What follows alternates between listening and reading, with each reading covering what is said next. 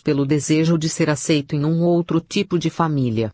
Repudiando a família que o recebera e criara com zelo e carinho, buscava, contraditoriamente, tornar-se membro de outra família, aquela que reunia criaturas despreparadas como ele, frustradas, complexadas, preguiçosas e rebeldes em um único conjunto, no meio do qual poderiam dar vazão aos seus comportamentos nocivos, fazendo tudo o que desejassem sem censuras, livres para o exercício das diversas aberrações.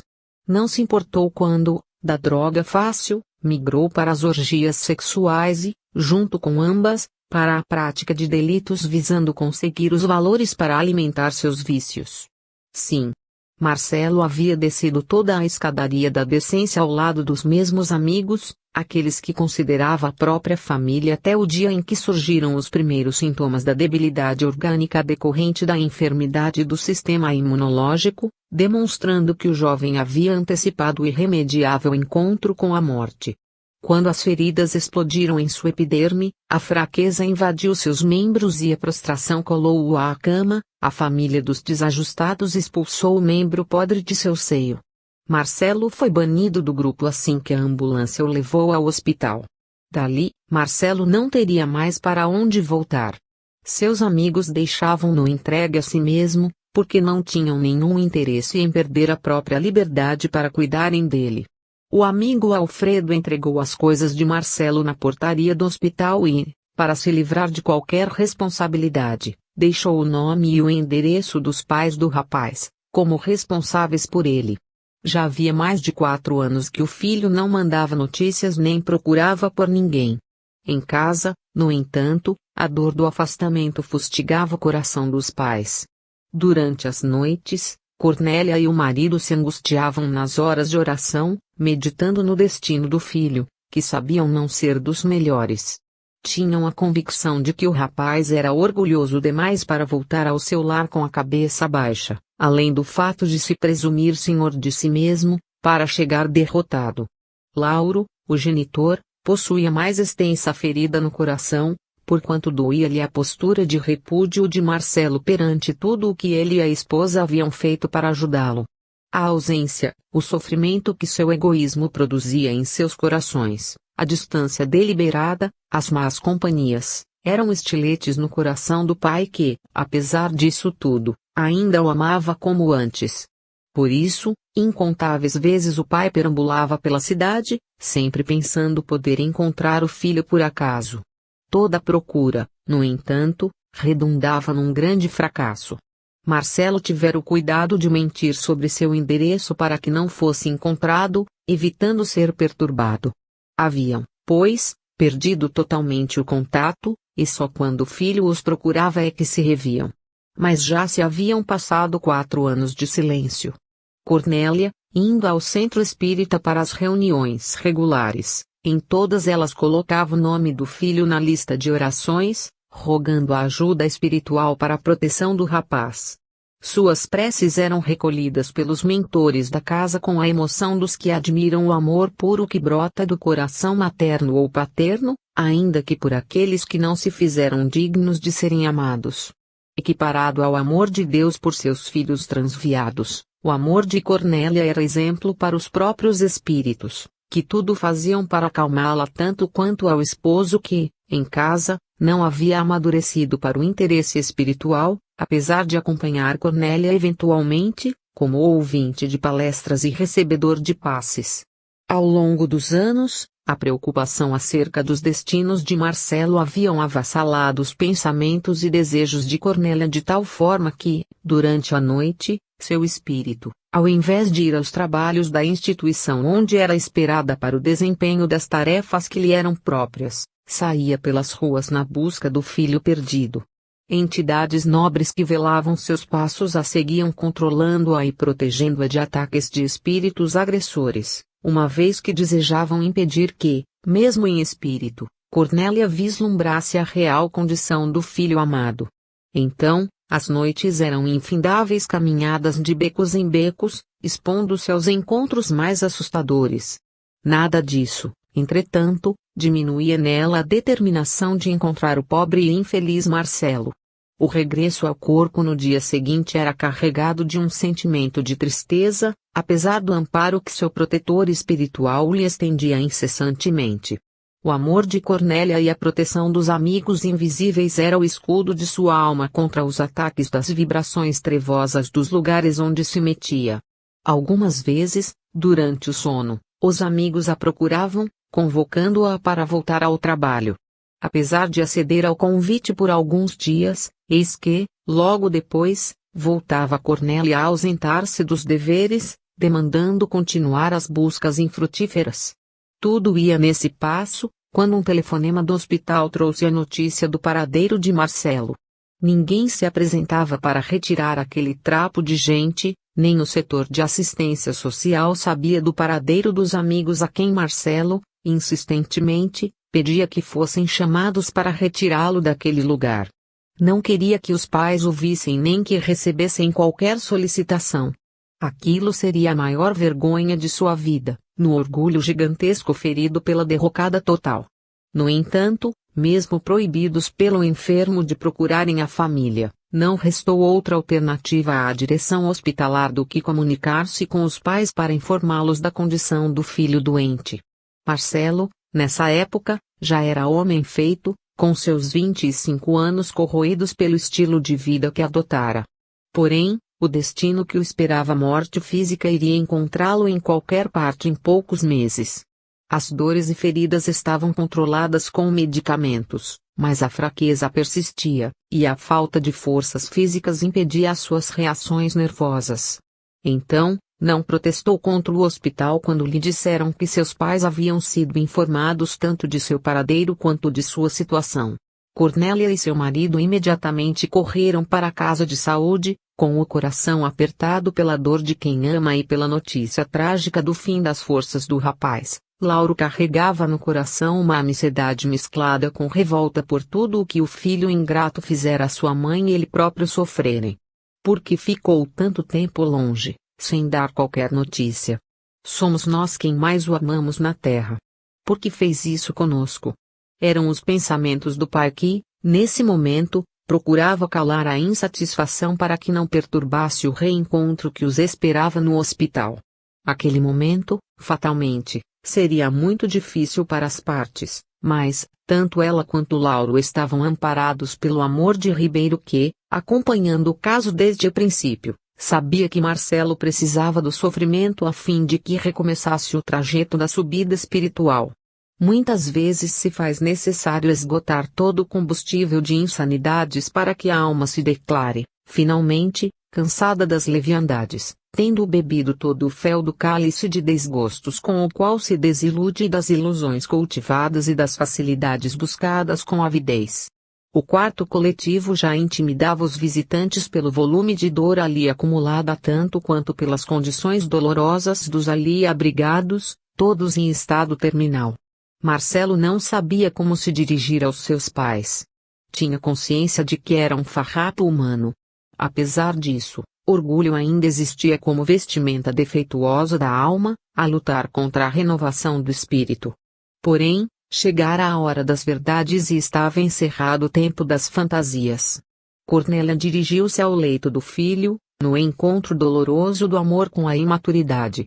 Marcelo, meu filho, foram as únicas palavras que conseguiu dizer, enquanto tentava conter na garganta o choro convulsivo diante do estado aflitivo do rapaz. Mãe. Falou a voz fraca do rapaz, não parece, mas sou eu mesmo. Pai. Estou morrendo. As frases curtas do enfermo eram estiletes no coração dos que o amavam. Ali estava a família verdadeira. Aquela que não fugia dos compromissos do bem e que receberia os seus membros derrotados para ajudá-los a se reerguerem. A presença de Lauro e Cornélia ao seu lado, depois que todos os seus amigos o abandonaram sem qualquer explicação, teve o condão de trazer Marcelo ao entendimento do quanto estivera errado em seus conceitos sobre o lar, ao longo de tantos anos de loucuras. Sua carência física e emocional fizeram brotar, pela primeira vez em muito tempo, as lágrimas do arrependimento. E sem palavras e nem discursos, pai e mãe se inclinaram sobre o corpo do filho, juntando suas lágrimas às do moço desditoso. Não lhes incomodava nem o mau cheiro de suas feridas, nem o risco de contágio, nem a sua aparência de cadáver. Seus pais o amavam, mesmo depois de 4 anos de fuga e indiferença, de arrogância e erros. Nenhum dos dois recordava o passado. Não era mais necessário voltar ao ontem para saber quem havia acertado e quem havia errado. Essa era a certeza mais importante desse reencontro. Marcelo estava necessitando deles e isso era tudo. Então, depois de se recomporem e de transformar em felicidade aquele momento doloroso, Lauro saiu em busca da direção médica, responsável pelo rapaz. Assim que o médico chegou no quarto, Lauro lhe disse: Doutor, eu e minha esposa desejamos autorização para levar Marcelo de volta à sua casa, à nossa casa. Ouvindo aquelas palavras, o próprio doente se sentiu no dever de protestar: Mas meu pai, eu não tenho casa. Estou este trapo de gente, apodrecendo vivo. Não é justo que vocês me levem para lá. Chorava de vergonha. Soluçava, no esforço de resgatar um mínimo de decência. Não, meu filho, este bendito hospital que tem cuidado de você é uma casa abençoada, mas, lar é lar, não é mesmo, doutor? Perguntou Cornélia, emocionada com a reação do próprio marido, reação que ela mesma não esperava, diante das manifestações de contrariedade que Lauro sempre demonstrava ao falar de Marcelo. Bem. Sim. Disse o médico, um pouco relutante. A casa dos pais é o porto seguro que todos nós jamais esqueceremos. O problema são os cuidados que Marcelo exige. Não importa, doutor. O senhor nos explica o que é preciso fazer e a gente cuida dele como se fosse no hospital, falou Lauro, decidido. Sabendo que o rapaz não teria muito tempo de vida mesmo, e que o hospital necessitava daquele leito para atender um outro paciente que, como Marcelo, também não teria muitos amigos para acolhê-lo, o médico se prontificou a explicar como deveriam proceder. Para isto, pediu licença ao doente, afastando-se na companhia dos visitantes para fora do quarto, onde poderia falar com franqueza. Marcelo, por sua vez, não estava iludido quanto ao que o esperava. Havia visto aquela enfermidade vitimar o corpo de muitos rapazes e moças. Visitara alguns deles antes da morte e, por isso, sabia que seu tempo se esgotava. No entanto, jamais imaginara que poderia, um dia, morrer em casa, ao invés de perecer isolado e anônimo, no meio de estranhos num hospital qualquer do mundo. Seu coração, emocionado, continuava a produzir as lágrimas de arrependimento. Ribeiro, em espírito ao seu lado, alisava seus poucos e desgrenhados cabelos, infundindo-lhe novas energias para o aproveitamento máximo daquele final de estágio reencarnatório.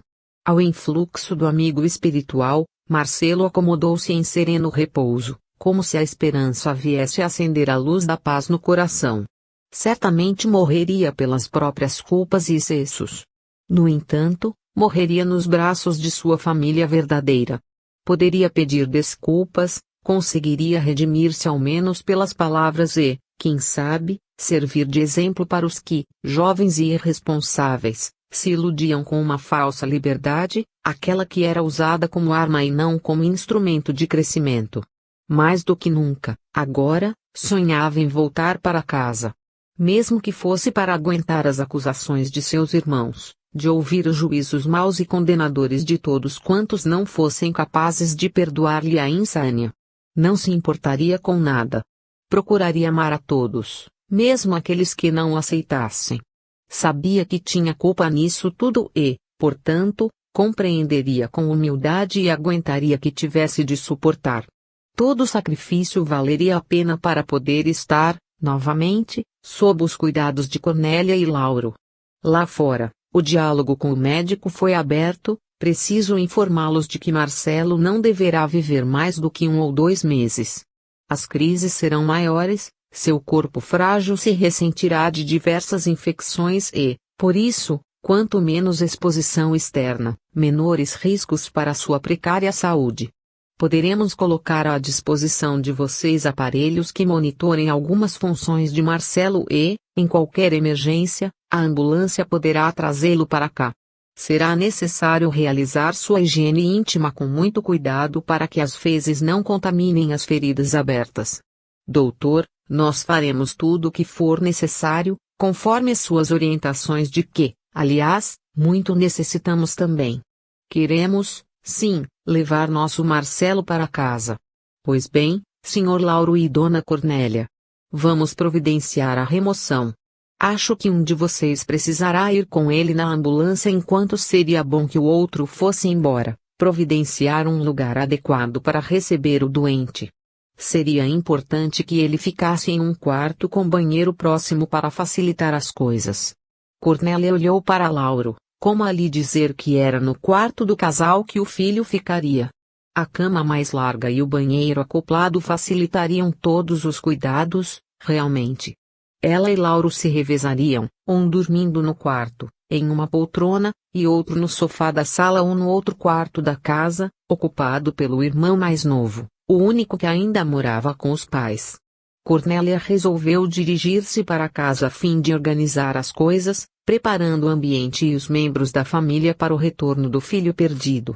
Lauro permaneceria no hospital assinando os documentos finais e acompanhando o translado daquele tesouro de amor que recuperaram do lodo, ainda que fosse para tê-lo em suas mãos por apenas mais 30 ou 60 dias. A disposição dos dois enchia o coração do filho de esperança e paz. Por fim, uma família de verdade, pensava o doente, a família que eu sempre tive, mas não sabia que tinha. Obrigado, meu Deus, obrigado por essa bênção que eu não mereço. Era a oração que o jovem, descrente e inveterado, agora ensaiava com o pensamento, descobrindo o poder do amor como mecanismo de recuperação da alma perdida. Ali começava para Marcelo o reerguimento longamente planejado pelo mundo espiritual. E para Cornélia, Lauro e seus familiares, o testemunho mais importante de suas vidas também era guardado neste período de atendimento às dores daquele infeliz, que recuperava a sanidade mental graças às tragédias materiais e morais. A partir daquele dia, todos se sacrificaram para acolher o filho pródigo que regressava ao lar. Na casa espírita, a notícia do reencontro do filho causou alegria, possibilitando a organização da visita fraterna com a aplicação de passes magnéticos e a conversação amiga a benefício do doente. Jurandir e Alberto, acompanhado às vezes por Alfredo ou por Dalva, semanalmente se dirigiam ao lar de Cornélia para fazerem a prece e envolver Marcelo nos banhos vibratórios de esperança e força. As primeiras semanas foram um pouco conturbadas pela dificuldade dos cuidados que seu estado de saúde exigia. No entanto, segundo as próprias orientações do mundo espiritual, Marcelo estabilizaria as funções orgânicas pelo tempo necessário ao aproveitamento das lições que lhe chegavam para limpar as chagas de sua alma. Realmente, as coisas se passaram daquela forma prevista por Ribeiro, com a ação de Bezerra de Menezes auxiliando no reequilíbrio biológico, visando o aproveitamento das novas oportunidades. A conversa amiga e alegre dos visitantes enchia Marcelo de bom humor. Ele sempre costumava dizer, ao final do encontro: olha, gente, de um jeito ou de outro eu vou acabar baixando um dia lá nesse centro espírita de vocês, hein? Vocês é que se preparem para me receber. Quando é que voltam aqui? Ora, Marcelo, se você está tão decidido, a gente vai esperar você chegar lá primeiro, respondiam os amigos, sorrindo. Ah, não. Isso vai demorar um pouco ainda. Preciso da energia de vocês para me recuperar. E como é que pensam que vão conseguir entrar no céu se não for fazendo a caridade para com um miserável como eu? A gente não vem aqui por caridade não, Marcelo. A gente vem porque gosta muito de você. Todos sorriam para disfarçar a emoção e a vontade de chorar, enquanto o doente não conseguia guardar as lágrimas no cofre dos olhos, pensando em quanta coisa boa havia perdido em sua vida. Os passes magnéticos e o carinho dos que o circundavam fizeram o vaticínio dos médicos cair por terra. Marcelo ganhara peso, se reequilibrara fisicamente, já conseguia sair da cama e andar até a sala. Olhava o sofá onde seu pai dormia todas as noites para lhe deixar a própria cama. Sentia o calor humano dos irmãos, que vinham lhe trazer presentinhos todos os dias, lembranças, fotografias, CDs com músicas agradáveis, docinhos e alguns outros agrados. Nenhum deles lhe dirigiu qualquer palavra de censura ou reprimenda, sobretudo porque se deixaram tocar pela compaixão que o seu estado de saúde impunha por si mesmo. Era o próprio Marcelo quem tomara a iniciativa de usar-se como exemplo para que os sobrinhos e o irmão mais novo nunca fizessem o que ele havia feito. Quando se reuniam à sua volta, Marcelo recomendava, como quem ensina com suas próprias quedas, não se iludam com as coisas do mundo, por mais sedutoras que possam parecer. Vejam meu estado. Tenho 25 anos e pareço um velho. Vou viver mais alguns meses quando, em verdade, se tivesse escutado o pai e a mãe, estaria aqui com vocês, sem dar tanto trabalho, por muito tempo. Que a vida que me resta possa servir para alguma coisa. Estou como estou por minha culpa, minha leviandade, porque pensava que a família era a prisão de minha liberdade, castradora de minha personalidade. Precisei chegar a isso para entender que a família é o único lugar onde se encontra quem ama a gente de verdade. E suas palavras eram tão sinceras, que não havia quem o escutasse e não se emocionasse até o mais profundo de sua alma. Ali estava um derrotado moral que se esforçava para erguer os outros, tomando a si mesmo como demonstração de equívoco a não ser imitado. Era um exemplo, não palavras ou teorias. Marcelo estava refundindo os próprios valores. Jerônimo e Adelino acompanharam atentos todo o processo de reencontro do filho perdido, sua volta para casa e os meses que levaram o tratamento de seu espírito com vistas ao aproveitamento da experiência final, a mais importante de sua vida, encaminhando-se para a desencarnação. Assim, no dia em que o falecimento ocorreu, na serenidade do lar, Marcelo e os membros de sua família estavam reunidos. Nos momentos que antecederam o desenlace, pressentindo a chegada da hora final, o rapaz pediu que todos estivessem com ele naquele quarto que se fizera pequeno e, com lágrimas de emoção, pediu que o perdoassem não só pelo sofrimento do passado, mas pelas dificuldades que criara no presente, pelos transtornos que causara na família, pelos gastos que impusera, sem nunca ter cooperado com nada.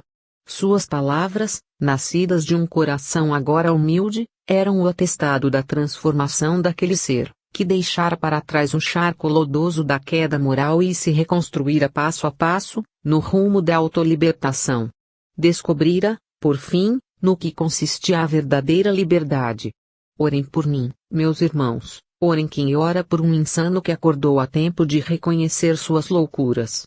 No entanto, estejam certos de que eu só consegui reconhecê-las porque recebi o amor de vocês.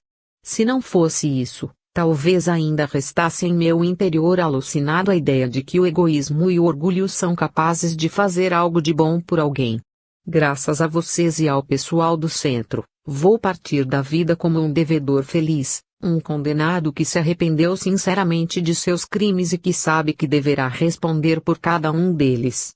Emocionando a todos os que lá se encontravam, pelo esforço com que buscava proferir as derradeiras palavras, por fim, completou: não sei para onde vou. Mas, quando estiver bem, quero que saibam que trabalharei muito para, um dia, poder recebê-los do lado de lá, de uma forma que vocês tenham orgulho de mim, tanto quanto hoje eu tenho orgulho de pertencer à família. E encerrando o desligamento definitivo, encontrou forças para dizer: desculpa, mãe, desculpa, pai. Obrigado por tudo. E, sob a comoção geral, entregou a alma aos amigos espirituais que o estavam sustentando até aquele momento, nos ajustes finais do desenlace do pobre rapaz que se recuperava como espírito.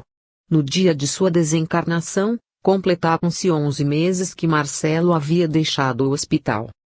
30 atitudes livres e destinos escolhidos. Dr. Bezerra, nosso Marcelo será levado para o grande transportador? Perguntou Adelino, interessado nas condições evolutivas do filho de Cornélia e Lauro. Não, meu filho. O grande navio tem outro destino e está sendo abastecido de espíritos que não guardam mais condições de permanência no presente educandário terrestre. Marcelo teria se tornado um de seus passageiros caso não houvesse modificado verdadeiramente a sua atitude mental no período mais importante de sua vida. Se houvesse resvalado para a revolta, para o orgulho altivo que não aceita a ajuda de ninguém, que não se conforma com as humilhantes condições impostas pelas circunstâncias criadas por ele próprio, teria demonstrado incompatibilidade com as novas vibrações da Terra e da nova humanidade. Seria, então, encaminhado para o mesmo destino daqueles que não se modificam, que continuam entrincheirados nos velhos refúgios do mal, da fraqueza moral, da violência e do vício. Agora que escolheu outra estrada, os departamentos da Justiça e da Misericórdia do Universo consideram seu caso como o dos criminosos sinceramente arrependidos, como aconteceu guardadas as devidas proporções, com Saulo de Tarso na estrada de Damasco. A palavra do ancião venerável era ouvida com imensa atenção por todos os espíritos que acompanhavam o diálogo, na casa espírita. Marcelo foi considerado um aluno rebelde que, arrependido dos equívocos e suportando com resignação a dor dos meses finais de seu corpo, pôde ser, finalmente, resgatado de si mesmo e encaminhado à recuperação. Seus sofrimentos finais foram consideradas como etapas depuradoras, uma espécie de depuração dos males praticados e, apesar de não terem tido o mesmo volume de seus erros pretéritos, foram aceitos com paciência e humildade e, graças a isso, foram tão produtivos e vantajosos que lhe facultaram a permanência na Terra, ainda que em situação de enfermo do mal sob observação da enfermagem do bem, a caminho da saúde plena. Ficará em nosso orbe, como um aluno que, ainda que com notas baixas, atingiu o limite mínimo para a aprovação. Certamente que não contará com regalias reservadas aos alunos aplicados. No entanto, poderá continuar seu crescimento espiritual em reencarnações de aprendizado em disciplina em ambientes menos favoráveis, no seio de povos menos desenvolvidos, onde a carência de recursos e meios o auxilia a não mais se iludir com facilidades materiais, valorizando cada conquista como um recurso de crescimento e não como arma de destruição. E se estas novas experiências forem bem aproveitadas por um Marcelo renovado, quem sabe venha renascer um dia no seio da família que o ajudou nesta hora tão amarga de seu destino, graças a cujo apoio e carinho reordenou a trajetória evolutiva ao invés de seguir para o triste exílio em planeta inferior à Terra. Nesta etapa evolutiva, Lauro e Cornélia foram os seus maiores benfeitores. Pela forma como ambos se conduziram nesse transe doloroso, demonstraram ser bons alunos, capacitados para o entendimento das diretrizes planetárias, construtores de uma nova humanidade e enfermeiros do bem.